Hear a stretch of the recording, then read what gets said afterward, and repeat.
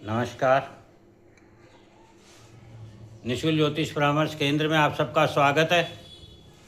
जैसे कि हमारी चर्चा लग्न राशि अनुसार दीपावली पर मिलने वाले तोहफों पर चल रही है, आज हम सिंह लग्न राशि के बारे में जानेंगे कि सिंह लग्न राशि वाले जातक को दीपावली पर ब्रह्मांड और ग्रहों के द्वारा किस प्रकार का तोहफा मिलने जा रहा है। इससे पहले मैं आपको बता दूं, यदि आप बेसिक ज्योतिष सीखना चाहते हैं ताकि आप अपनी कुंडली का अध्ययन स्वयं कर सकें और जान सकें कि कौन से भाव हैं, कौन सा लग्न है, कौन सी राशि है, कौन सी दशा चल रही है और किन ग्रहों का आपको शुभ प्रभाव प्राप्त हो रहा है, किन ग्रहों से आपको दुष्प्रभाव प्राप्त हो रहा है और किस प्रकार से आप अपने जीवन को सफल बना सकते हैं, आने वाली परेशानियों से बच सकते हैं, तो आप हमारा दूसरा चैनल 3 एस्ट्रोलॉजी क्लासेस पर जाकर उसे सुनकर, समझकर और ज्योतिष की बेसिक नॉलेज प्राप्त कर सकते हैं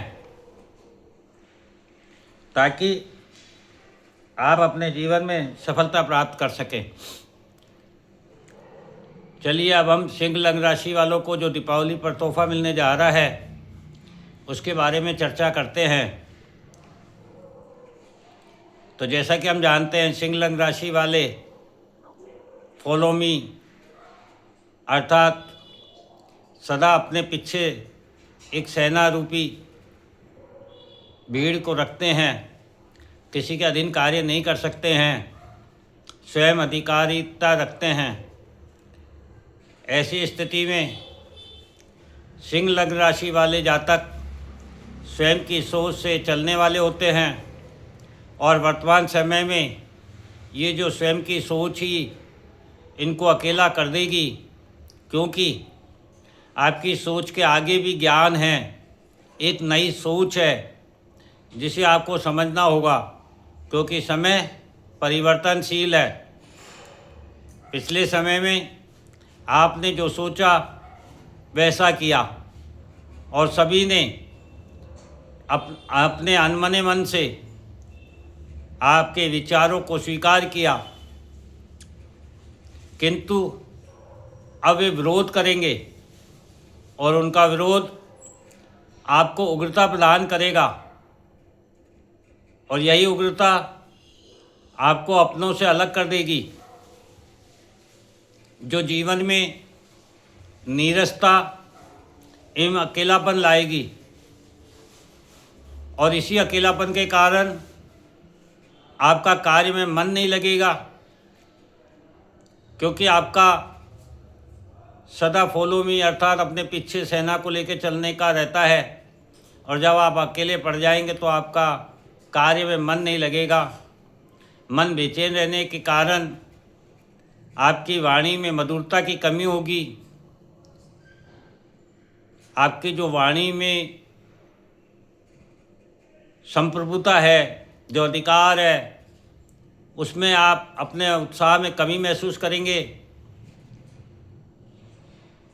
वाणी के अलावा आपका खान पान पर से भी ध्यान हट जाएगा, मतलब आप अपने पसंद की चीज़ों को भी नापसंद करने लगेंगे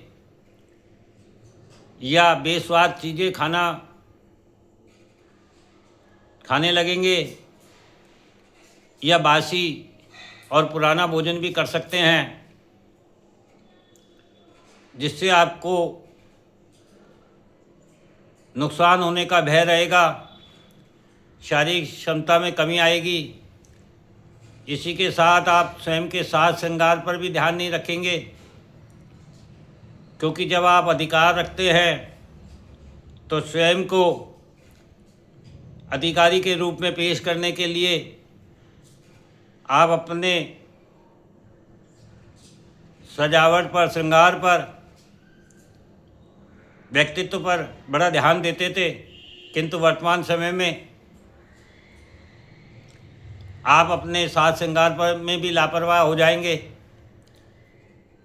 जिससे आपको और आलस्य प्राप्त होगा, और ये सभी कारण आपके स्वास्थ्य, धन और रिश्तों पर बुरा प्रभाव डालेंगे।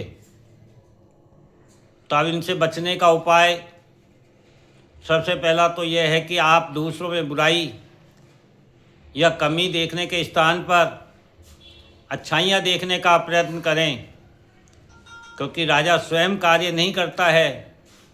राजा अनुभवी लोगों की सहायता लेकर अपने राज्य को सुचारू रूप से संचालित करता है। तो जब तक आप दूसरे लोगों की सहायता नहीं लेंगे, उनकी अच्छाइयों को नहीं समझेंगे, तब तक आप उनसे जुड़ नहीं पाएंगे। बोलने या जवाब देने से पहले उन शब्दों पर गौर करें जो आप बोलने वाले हैं, और देखें कि यही शब्द यदि कोई व्यक्ति मुझे बोलता तो मैं कैसा महसूस करता, और फिर वह शब्द इस्तेमाल करें किसी और के लिए, ताकि आपका वाणी पर भी नियंत्रण रह सके। इसके अलावा आप एक स्थान पर बैठकर कार्य करने के स्थान पर चलते फिरते कार्य करें।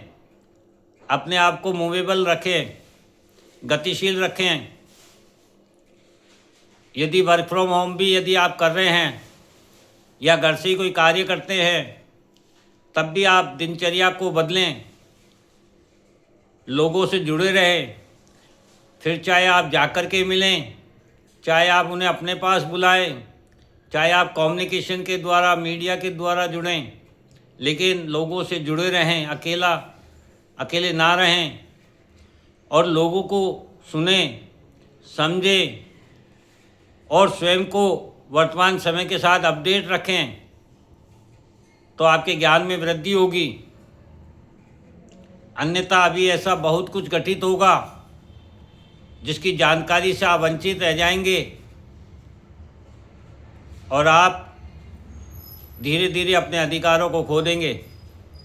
इसलिए इन बातों का विशेष ध्यान रखें और आने वाले समय को अपने लिए सुव्यवस्थित करें।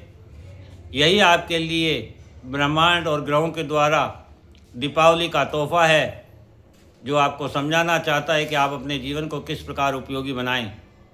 जय हिंद, जय भारत।